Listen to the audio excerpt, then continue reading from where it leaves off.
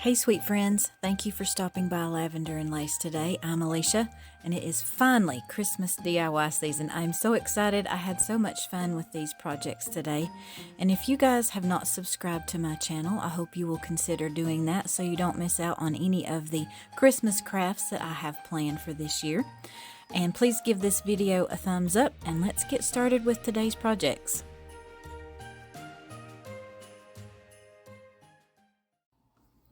For this first project, I just start by removing the word cutouts from the tops of 6 of these, what I'm going to call shadow boxes. I picked these up from the Dollar Tree in their fall selection, and I just used a paint scraper to remove these. It worked really well. Some of these weren't attached well and some were. So for the portions that I couldn't get removed with that paint scraper, I just heated that up a little bit with my hot glue gun, and those easily came off. And then I just painted every portion of this outer frame with some of my Waverly chalk paint in the color Mineral. And I originally thought that I would either paint the background of this or use some cardstock to put on the background. And of course I didn't have the color paint or the cardstock that I wanted. So I just went into Creative Fabrica and did a search for navy blue digital paper. And I just looked through the designs that they had and found one that I liked. And these are just super easy to download. You can just download those to your computer and go through all of the design choices that they have and find one that you like. I really like this one that had the gold on there. I thought the gold color just looked like stars, and the different colors of blue kind of look like clouds in the night sky. So I printed out 4 sheets of that. That was what I needed to be able to fit in all 6 of my shadow boxes. And I just got a line to go by to cut that out. And I just did one piece, and that was my template to cut out the rest of the pieces of my cardstock. And then, since I had some extra of that, I went ahead and cut out some smaller strips because I knew this would not fit exactly right in the inside of those boxes. So I just trimmed those down and got all of my pieces cut out and ready to go in each of the boxes. And to get this cardstock attached to the shadow boxes, I just used some of the Elmer's glue stick. I pick up a lot of these when they have them out in the stores with the back to school supplies. You can usually get either 2 or 4 in a pack for about 50 cents when it goes on sale. So I'll be sure and stock up on that during the back to school season. And I just put all of that cardstock down in each of my boxes. And then I just started by putting these together, kind of placing them around to see which of the pieces fit together the best. If you work with Dollar Tree products, you know that these don't always fit together exactly right.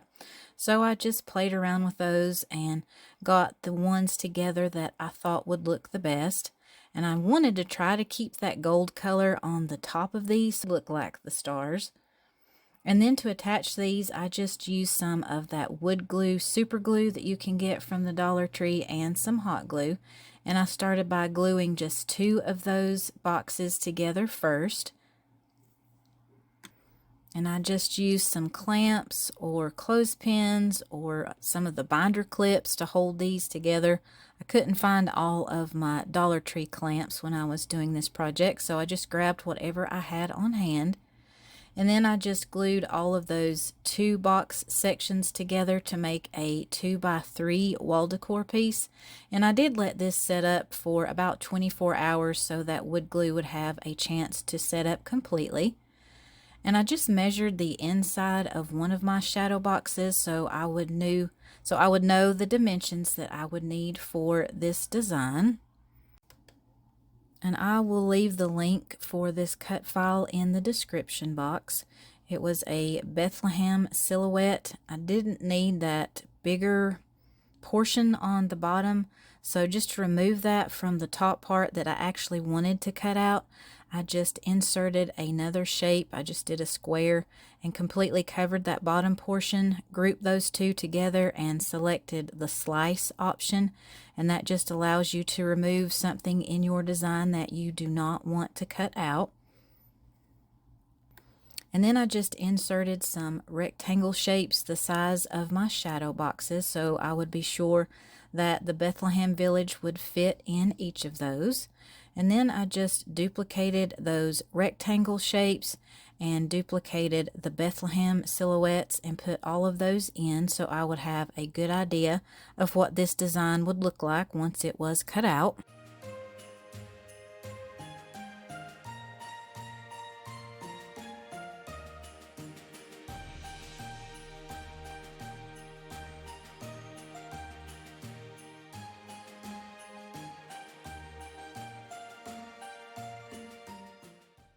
And when you're working with bigger designs like this, you can just minimize your screen, and that will allow you to see everything all together. That just helps me when I'm putting together a design like this. And I just cut out my Bethlehem silhouettes on some brown cardstock that I already had on hand. Another option would be to just print out that design on a piece of computer paper, just trace it out and cut it out on like a cereal box or something like that. But this option, if you do have a cutting machine, works a lot quicker and you get really good clean cuts. And I just cut out 2 of those pieces first to make sure that I had gotten my measurements correct.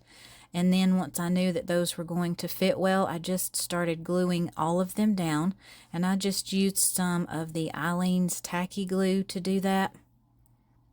And I chose to alternate my designs so I wouldn't have the same thing either side by side or top and bottom, if that makes sense. And then I also just did a Google search for a Virgin Mary and Joseph with a donkey cutout. And I found one that I really liked, and I just uploaded that to my Cricut design space and cut it out.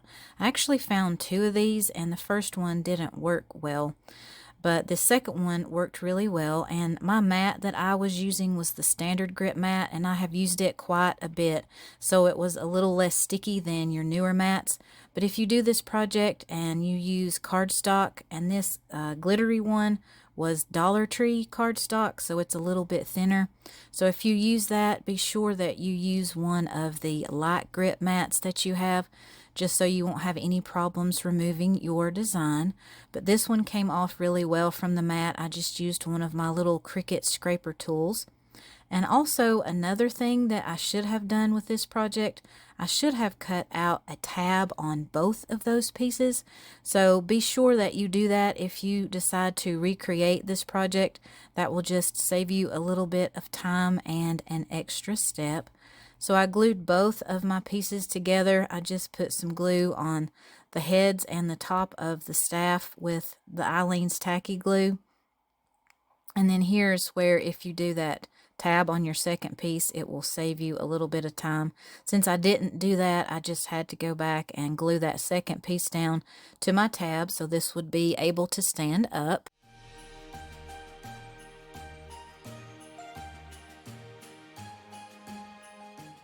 And I had picked up some of these wooden nativity cutouts in a pack from Hobby Lobby, and I just took one of those and painted it with some of my Waverly chalk paint in the color Snow White.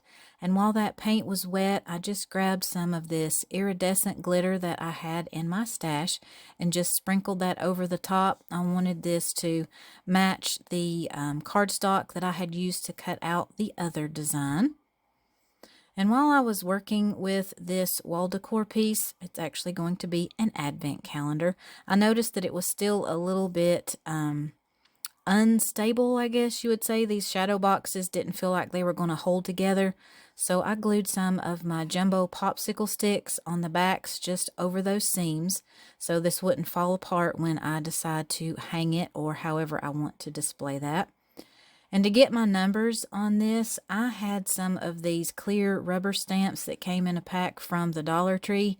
These were not my favorite to work with. It was hard to get the number actually down without pressing like a thumbprint or something with that number, but they worked really well. If you don't have these rubber stamps and an ink pad, feel free to just write on your numbers with a Sharpie, or you could use stickers, or they have some of the felt numbers that you can pick up at the Dollar Tree as well. Just whatever that you have on hand. And then in the top right corner of my advent calendar, I just glued the nativity down with some hot glue. And since this is a shadow box and had that little lip there on the bottom, I was just able to set my Mary and Joseph in there and just move that for each day of December. And this one is ready to be displayed. I think this one might possibly turn out to be my favorite DIY of this Christmas season. We'll just have to wait and see, but I love how this one turned out. Let me know what you guys think.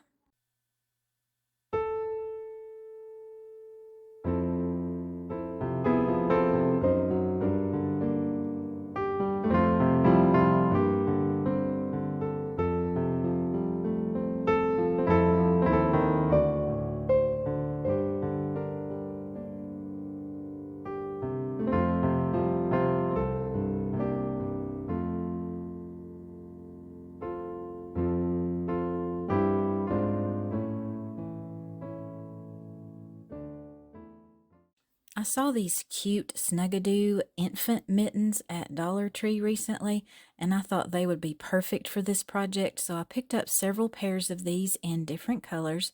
And just to get these to the size that I needed to work with for this project, I cut off the band and the thumbs of these, and I just set aside all of my extra fabric and put that into a bag to save for future projects.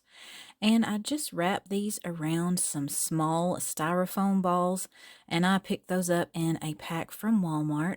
And just to close that up on the top, I just used some hot glue and kind of just pinched and pulled and got that together at the top to close up that opening. And some of these did have a little bit of a gap in the top in that fabric, so I just took a smaller extra piece that I had and just glued that right down to completely cover up that gap in the top of these. And since this fabric is so soft and fuzzy and fleecy, it just works really well to hide any of seams or imperfections that you have in these. And just to make some hangers for these so you can hang them on your Christmas tree, I made some jute twine hangers, just tied a simple knot in that. Just glued it with some hot glue to the top of my ornaments where I had pieced everything together, and just took another small piece of that fleecy fabric and just glued that over the knot. And I also just took some extra pieces and glued it around any of the edges that were showing, just so these would look nice and neat and professional. And I glued some ribbon on some of these, and some I decided to leave plain. That is totally your preference, whatever you would like to do to add some decoration and embellishment to your ornaments. And then I had a lot of different embellishments in my stash. I had found this bowl filler or vase filler at Hobby Lobby. In the fall section, actually, it had some small little pumpkins in there. So I just picked out the pine cones of that one, and then I also had some different greenery picks and berry picks that I had found from Walmart and Hobby Lobby. And then I just cut those down into smaller pieces so they would look well on the tops of these ornaments, and just glued everything down with some hot glue. And these are so fun to make, and they come together quickly when you have that assembly line going. And these would look great on your Christmas presents this year, or you could also give these as gifts. I love these. These are so cute. What do you guys think about these?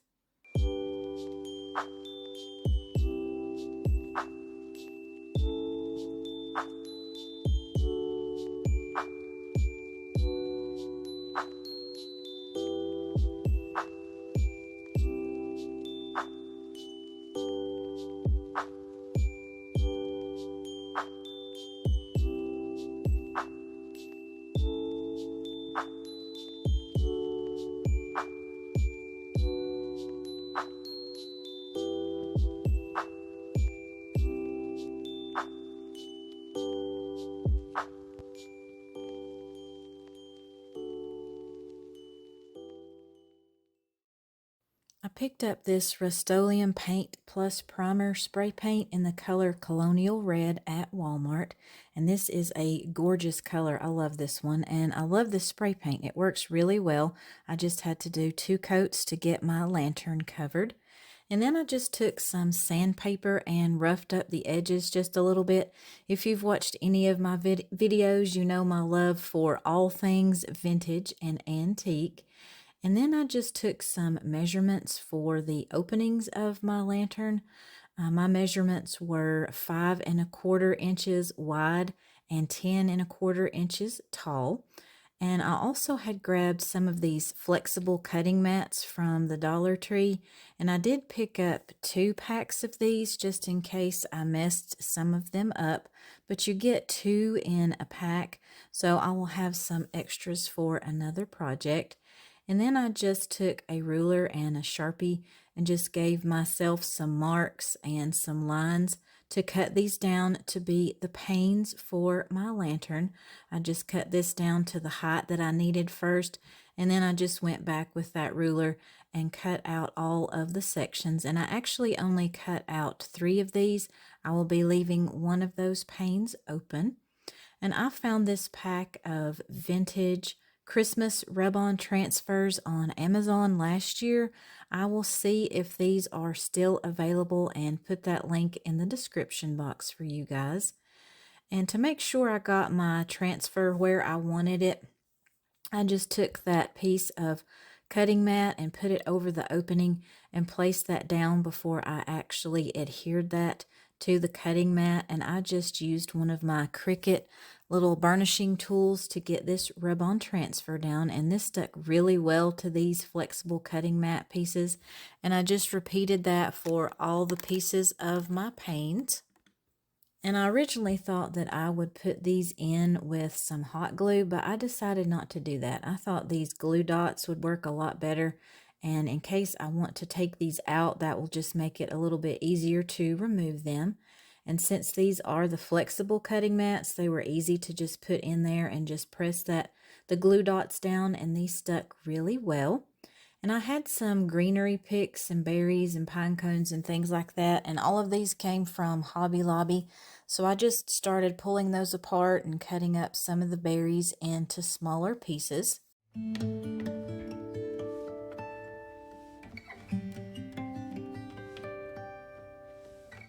And I had some of this wired Christmas ribbon in my stash, and I believe this one came from Dollar Tree last year, I think. But I just cut 3 different sections of that, 3 pieces, just kind of looped that over and folded it over on itself. And if you are a bow maker, this is probably painful for you to watch.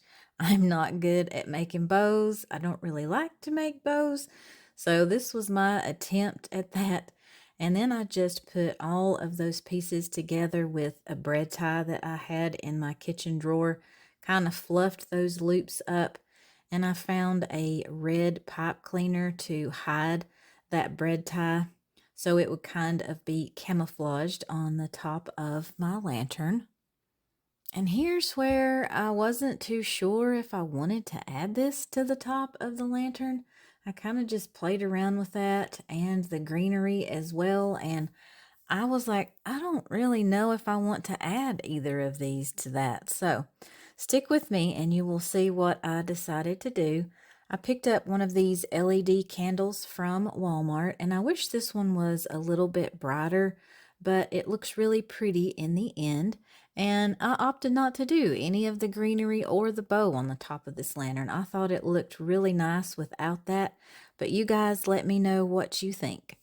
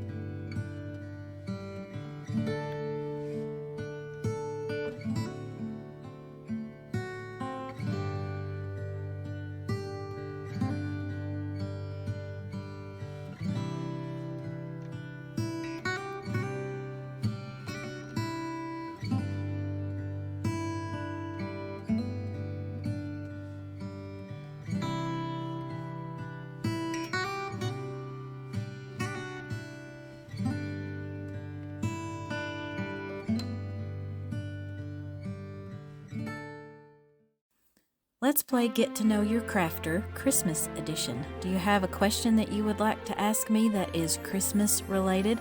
Maybe my favorite Christmas carol or favorite Christmas cookie?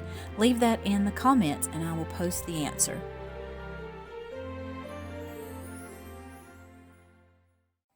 So I think I've had these wood slice ornaments in my stash since last year and didn't do anything with them. Do you guys ever do that? Just have things laying around for a while before you do anything with it? I hope I'm not the only one.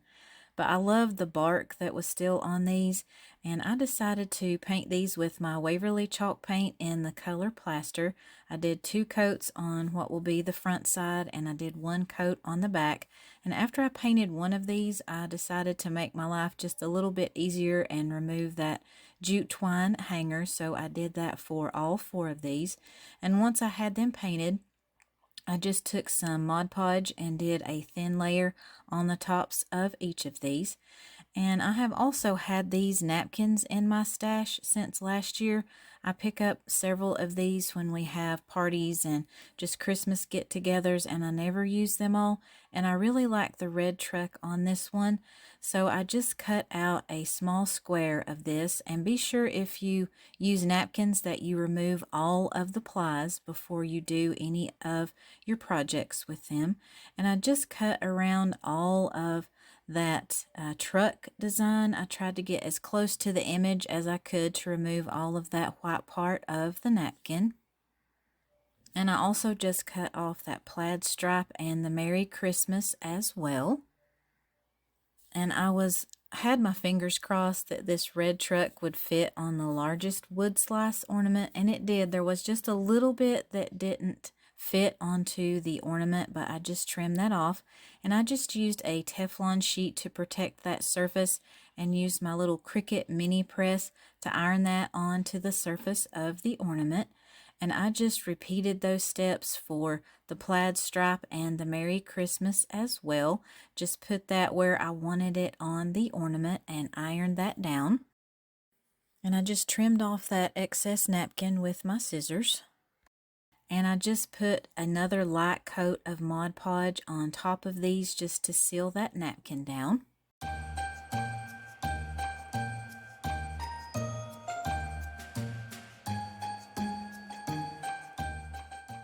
And for my other 2 ornaments, I decided to use some of this fabric that I had in my stash. I just love the designs on these. I love the red and white stripe, and these look very vintage. So I just traced out the general shape of this ornament, and I actually cut it a little bit smaller than that outline that I had traced. I knew that if I didn't do that, it would be a little bit bigger than the surface. And I just pulled out some of those threads just to fray the edges a little bit, just to make this fabric look a little bit worn and not as new as it is. And once again, I just used my Teflon sheet to protect my fabric and used my little Cricut mini press to iron that on. And it worked really well. I don't think I have actually ironed any fabric on before with this Mod Podge technique, but it turned out really good, and I just repeated those steps for my green fabric. And I just took this awl that I have. I like to keep this on hand for fabric or leather projects, and just poked the hole back through the top of each of those wood slices, and just took some of my Waverly antique wax and just went around the edges to distress that a little bit, just to make that look a little bit more aged. And I have some of this lace ribbon in my stash that I get from the Dollar Tree. Sadly, I have not been able to find any lately, and this is my last roll, and I love this lace ribbon. I think it just looks very vintage and rustic. I just cut down a small piece to fit on this ornament, and I also have some of these wooden letters that I like to add to my projects, and I just attached those with some hot glue. Put those down and did a dry fit first before I glued them, just to make sure I would have them centered. And I also have some of these wooden snowflake cutouts that I got in a large pack from Hobby Lobby, and I just glued that to the center of my red and white striped fabric ornament. And then I just took a variety of different greenery picks and berries and kind of just placed them on each of these ornaments to see what I thought looked the best. And then I just glued everything down with some hot glue. And all of these picks came from either Walmart or Hobby Lobby or the Dollar Tree. And I thought my ornament with the snowflake just needed a little bit something extra, so I just cut a couple of smaller pieces of that lace ribbon and just glued that to the top and the bottom. And for my Merry Christmas one, I just did a lot of different pieces of that one particular pick, and that one came from Walmart, and it was only 98 cents, and you get a lot on one bundle. And I just glued that down to kind of make it look like a Christmas swag, and added some very small pieces of the pit berry garland that I have. And you can actually just pull that berry out of the brown part and it glues into your greenery on these smaller pieces very well. And I actually used a small brown piece to glue on there. And then I just replaced those jute twine hangers for each of my ornaments. And here's where I need your guys' help to finish this project. If you'll notice my red truck ornament, I didn't add any embellishments to that. I want you guys to let me know if I should leave that plain or if I should add something to it. And if you think I need to add something to it, let me know specifically what it is in the comments, and I will be doing a short and posting that on YouTube as well, and I will also put a picture of that on my Facebook page. So here's how they look completed. I like the way that these turned out. They just look very rustic and vintage. Let me know what you guys think about these.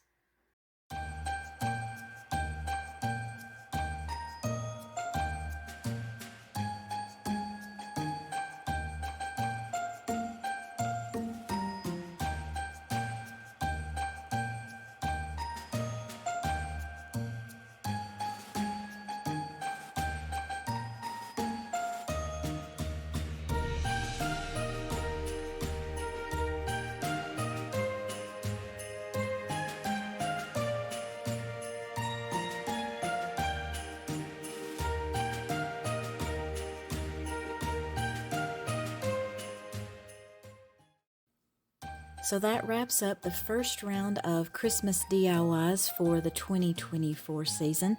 I hope you guys enjoyed these projects. I had a lot of fun with these, and they just are really getting me in that Christmas mood already. Let me know which of these was your favorite. I always enjoy reading those comments. Please give this video a thumbs up and subscribe to my channel if you haven't already. And I would also love to connect with you on Facebook. You can find that link in the description box. And I will see you guys in the next one.